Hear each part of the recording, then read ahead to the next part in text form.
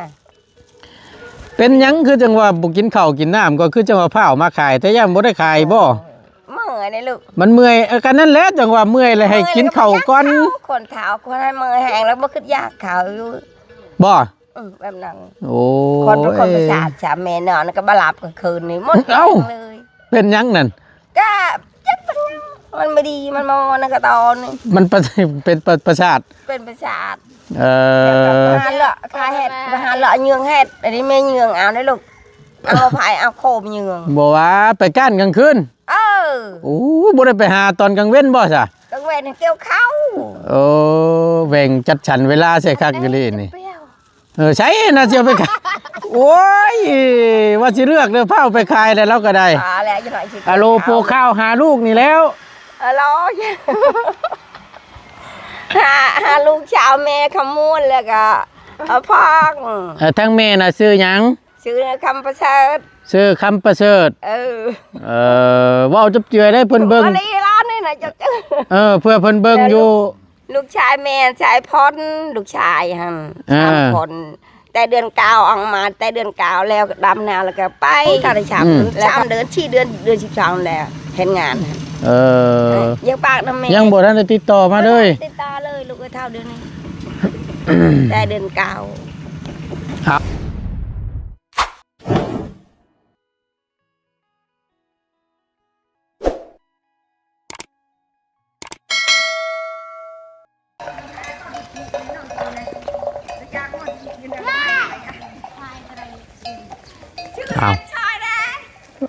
เอามาเท่าไหร่บาทนี่เฮ็ดยังขายทงเท่าไหร่คือขายแพงแท้กระว่าก็บ่ใส่มาเบิ่งดู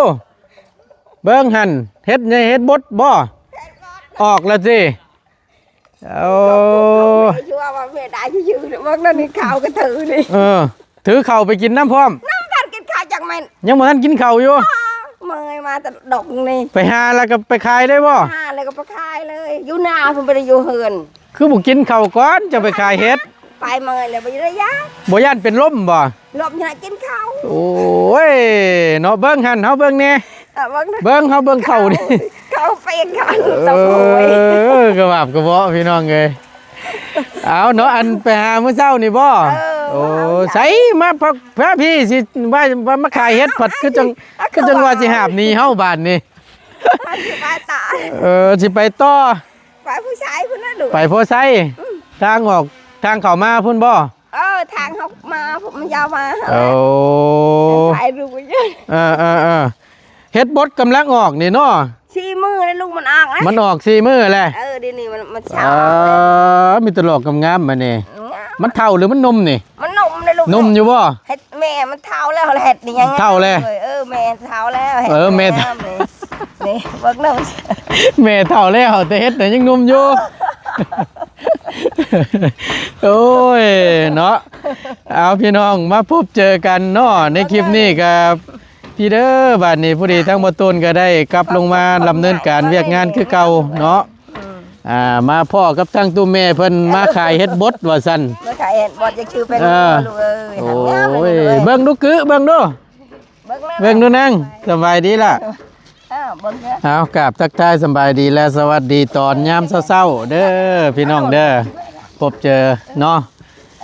พร้อมกับบรรยากาศครึมๆแน่บ่ได้เกี่ยวข้าวบ่เกี่ยวเลยพอดนี่มันเป็นมันมาแห้งนี่ฝนบ่เป็นใจพอดตกแล้วมันมาแห้งตกแห้งตายแล้วเนาะคือบ่พึ่งออกรถมันจังบ่นั่นมันหอนนี่ลูกคนน่ะคนเฒ่าเหรอแต่เฮ็ดน่ะยังนุ่มอยู่หรอวะนุ่มมะลิเนาะเบิ่งดูหาเกอะนุ่มคือเราเว้าอยู่บ่ก็นุ่มเลยจังหวะผู้ดีไปหามาขายนั่น4 มื้อนี่ล่ะบ่หรือว่าเมื่อวานนี่เกี่ยวข้าวหรือบ่ได้ขายเมื่อวานนี่ไปเกี่ยวข้าว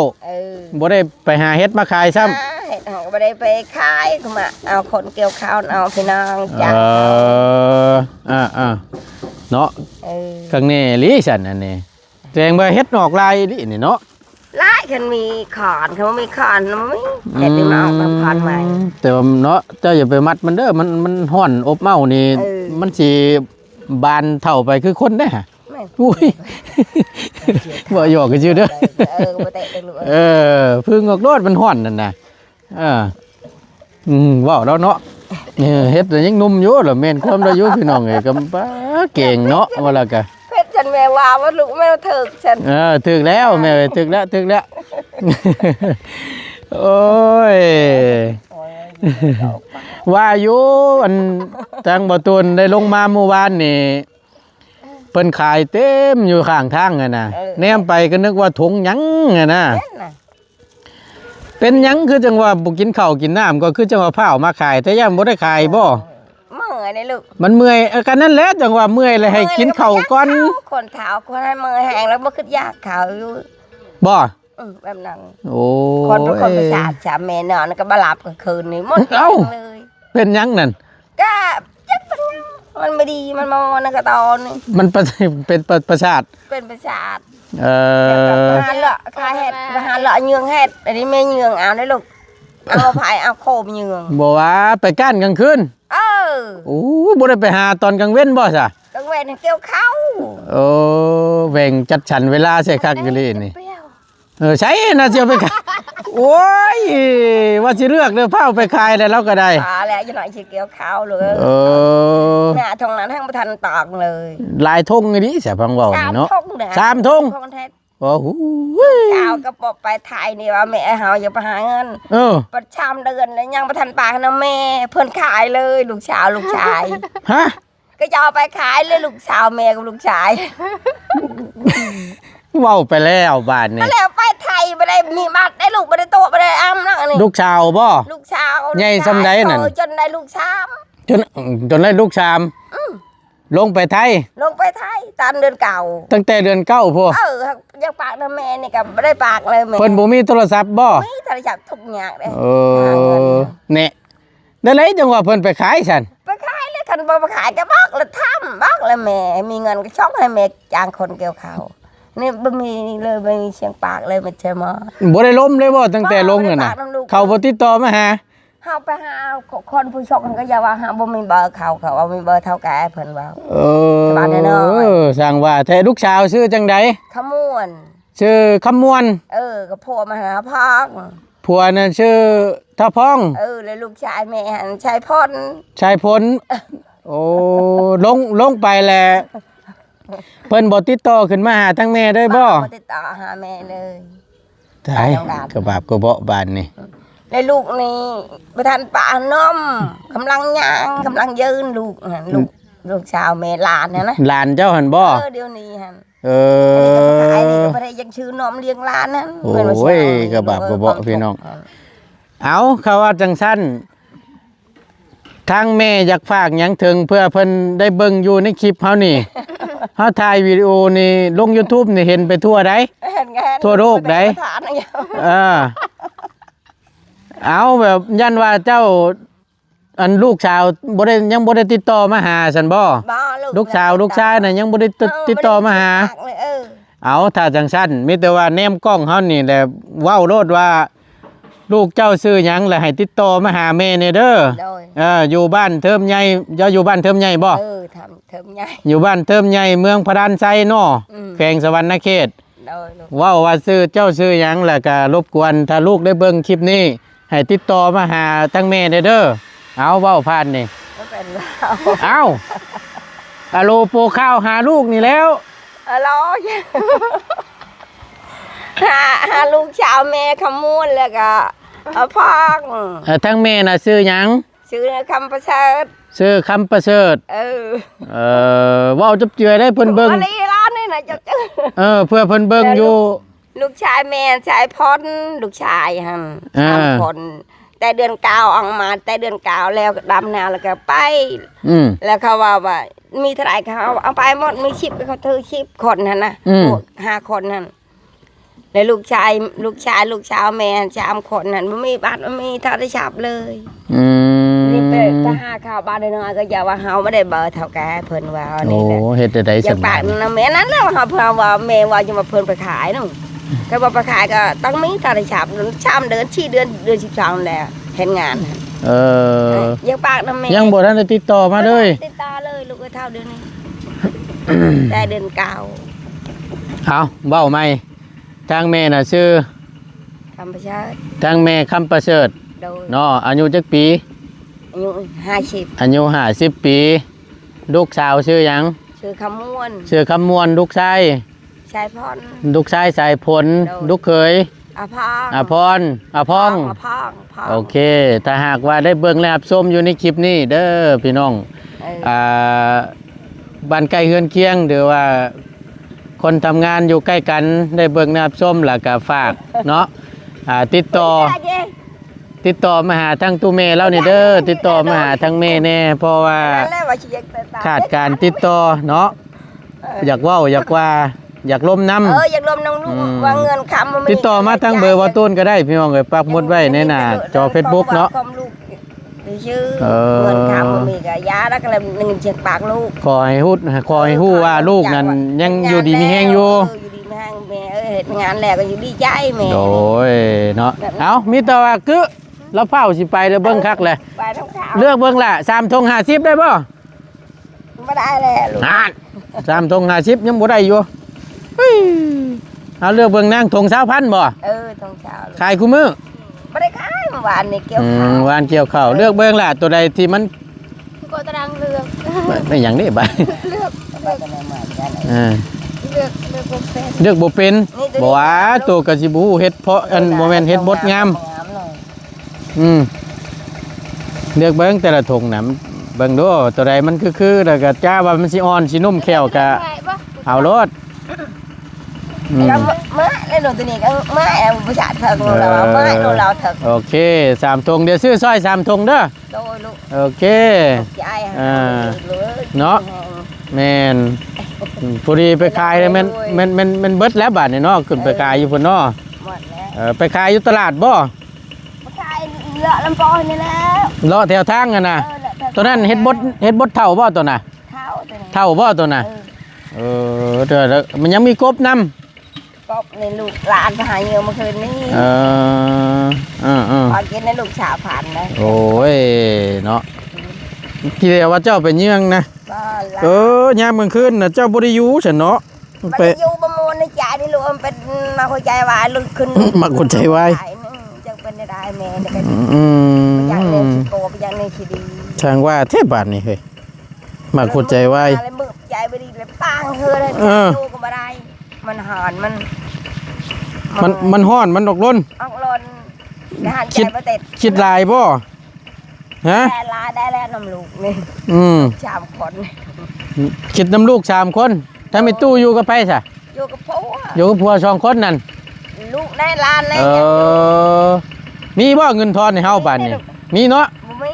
ห่านเฮ็ดได้สันบาทนี่ มันบอกว่า 40,000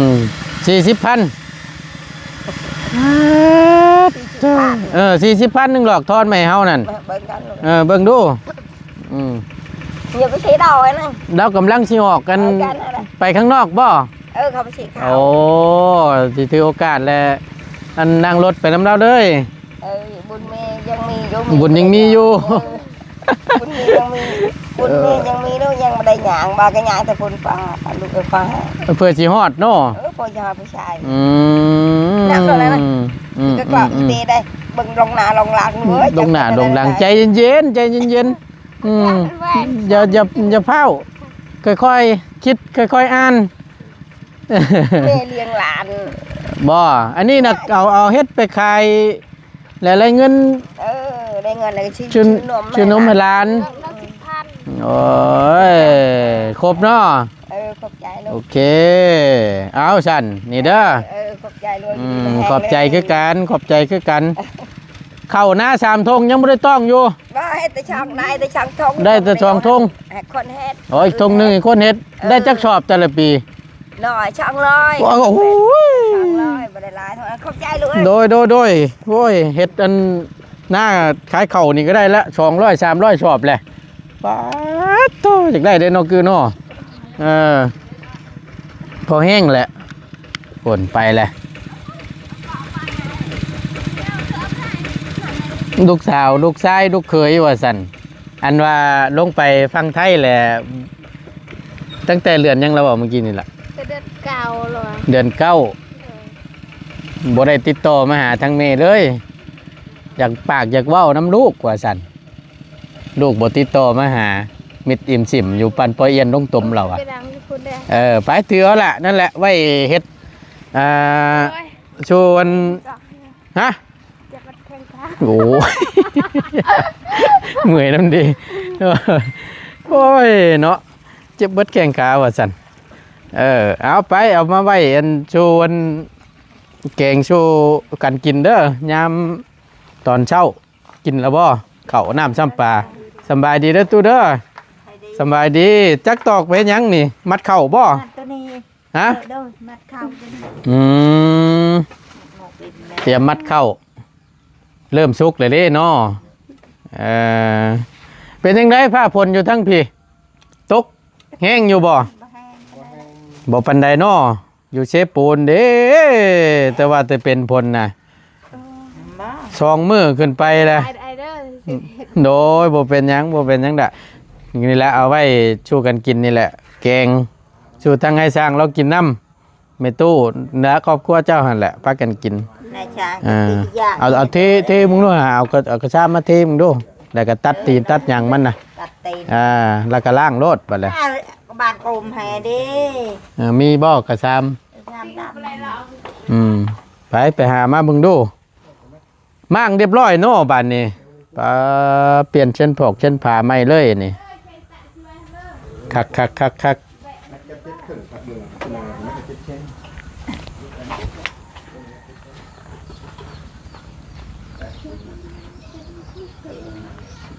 เราไปจะมุ้ยหนักดีกว่ามุ้ยนี่ คึมแล้วมื้อนี้ก็ได้พี่น้องเจ้าว่าฝนสิตกลงมาอีกประจักษ์หรอกอันนี้เนาะ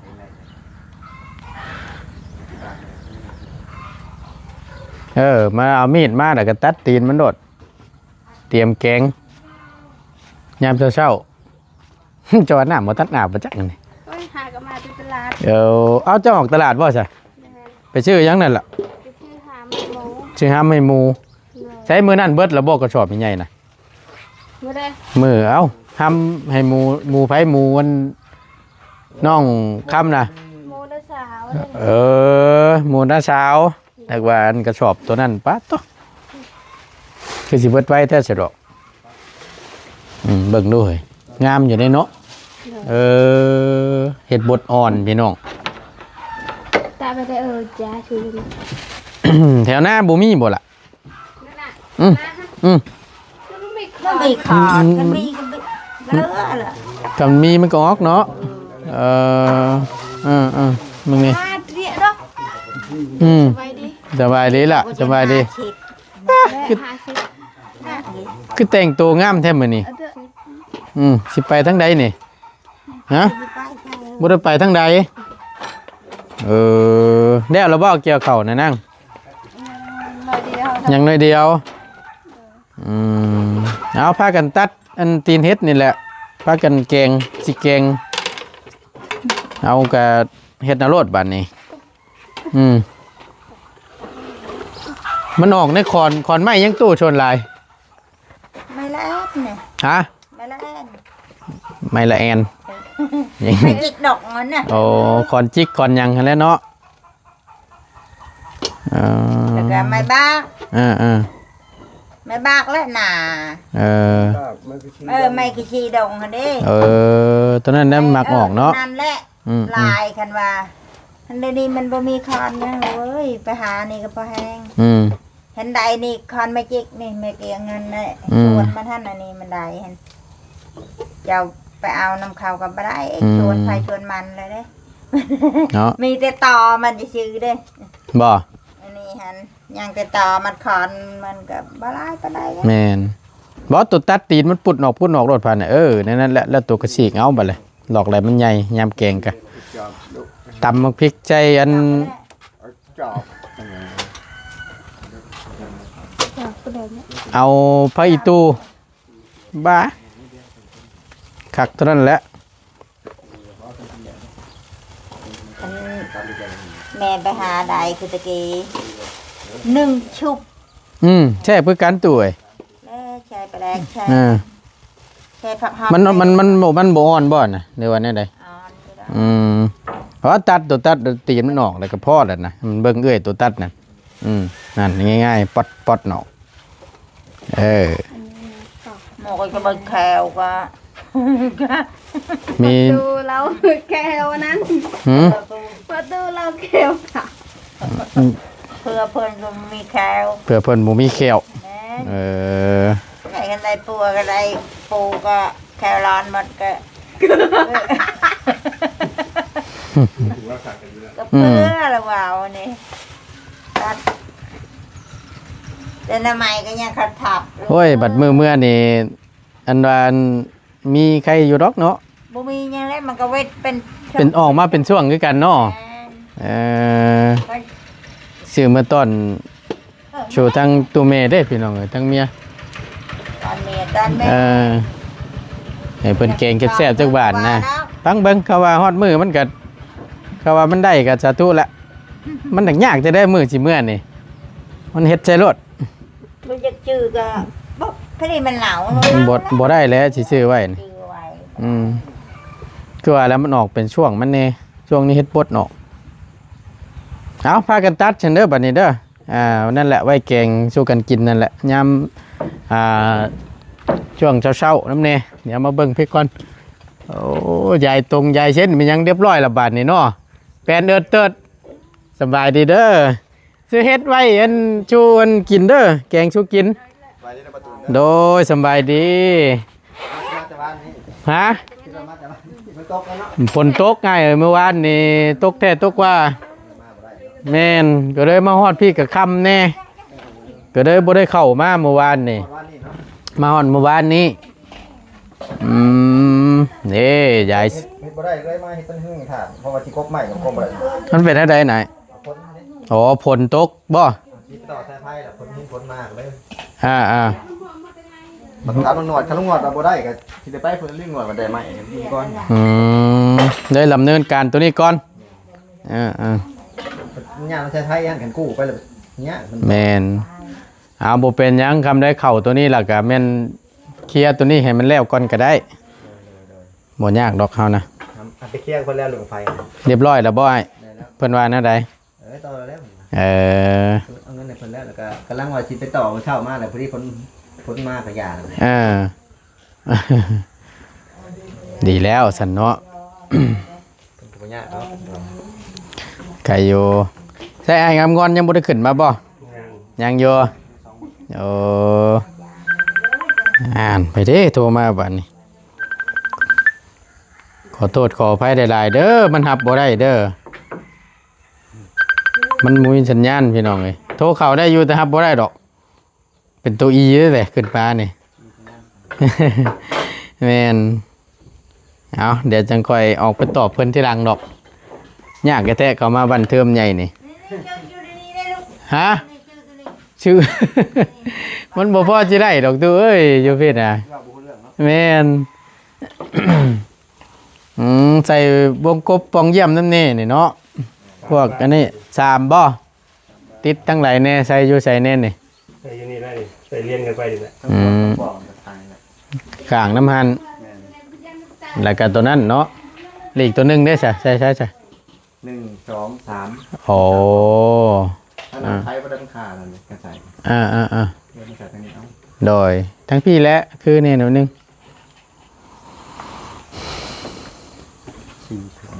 ตัวหน่อยจะเอาตัวอย่าลองแค่ปั๊บนะโต๊ะแห้งกว่าทั้งหมดนะ โหชุดยอดนายเอ้ย ทางนี้ก็บุกปั้นได้ทางนี้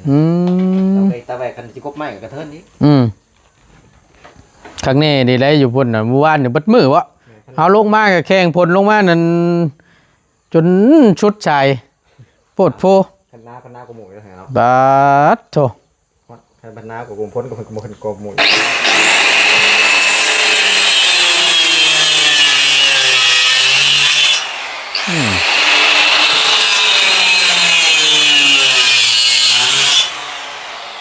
คักเนาะตัวนี้น้อยแล้วนี่เนาะว่ะ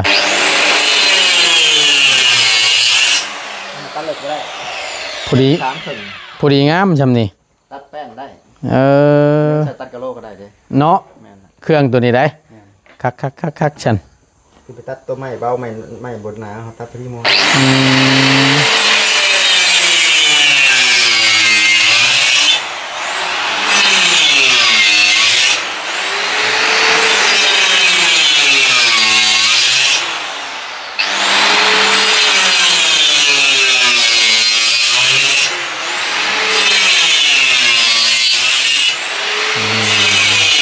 พี่น้องเนาะ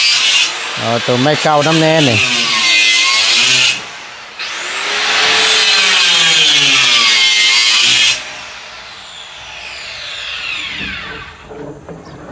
ตัว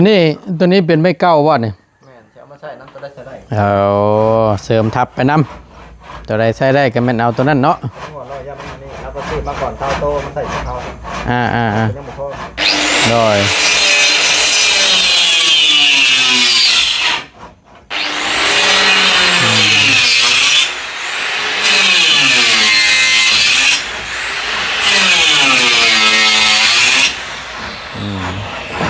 เอาก็ถือว่า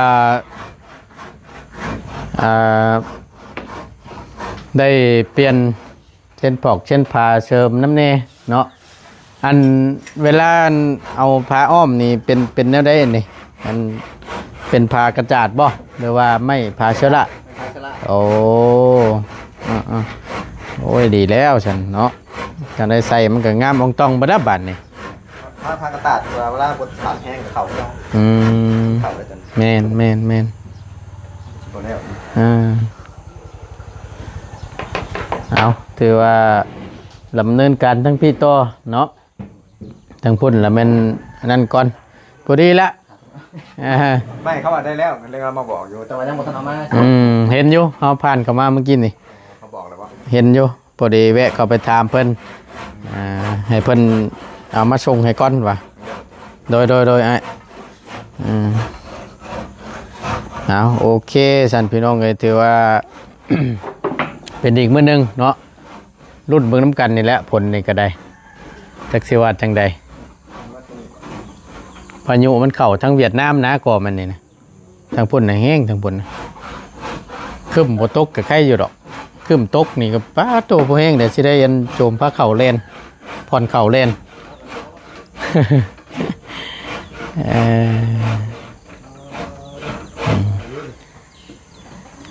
โอเคไปมีแต่ว่าตั้งเขาก็สิออกไปยันจวดเข้าก้อนบานนี่เผาก็มาแต่เช้าเนี่ยนะยันว่าตั้งง่ายท่าก็เลยว่าเฮ็ดอยู่ตรงพี่ก็แม่นพอดีและจังบ่เผาบ่ฮิตปานใดเดี๋ยวสิไปบอกเพิ่นเอาไม้เข้ามาโอเคได้เด้อบ่รบกวนแล้วอยู่ดีมีแฮงเดี๋ยวพบเจอกันเนาะสบายดีอันจวดเพื่อสิแล้วเนาะ จีตั้งตัวเลยซะมันกี่ขั้นปั๊บมัน เอา ปั๊บตัวเลยแหละสุข้าวถ่าย โดย เอาเราจังค่อยตกลงกัน โดย เนาะไอ้เนาะโดยป้าพี่น้องเลยขอบคุณในไลน์อยู่ดีมีเฮงเนาะพบเจอกันคลิปหน้าเด้อพี่น้องเด้อสำหรับคลิปนี้ไปแล้วสำบายดีเด้อ